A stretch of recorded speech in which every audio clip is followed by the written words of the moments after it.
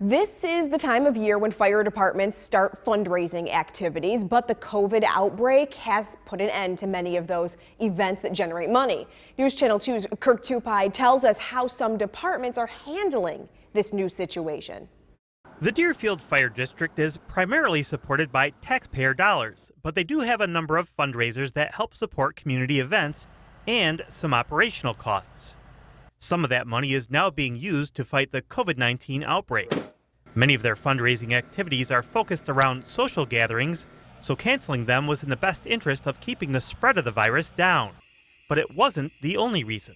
Now, every single time we go out, we have our EMTs wearing masks, and they're disposable. Anytime anybody gets on any one of our pieces of apparatus, they have to have a mask on. Deerfield has canceled most of their fundraising activities like their field days, their Friday fish fries, and the stands here at the Firematics will be empty as well.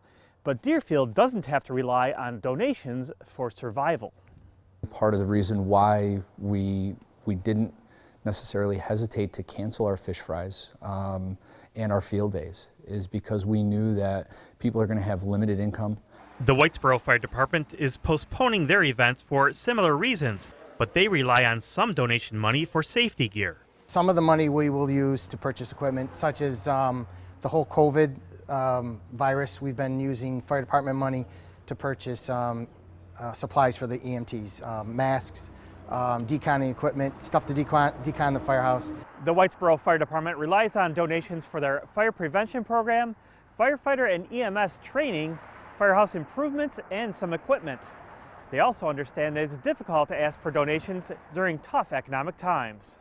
It's going to be very difficult. It's very difficult even when we don't have what's going on now to knock on someone's door and say, hey, listen, you know, we're looking for money, and they'll tell you, some of them will tell you, listen, I'm just looking to get by, and we say, well, thank you, don't worry about it, you know, thank you for support, and we'll move on. We'll tell you about the fundraising activities that these departments are still planning on tonight at 6. There are fire departments that do rely heavily on donations to keep their operations going, so consider the circumstances for your local department if you are able to give. In Whitesboro, I'm Kirk Tupai reporting for News Channel 2.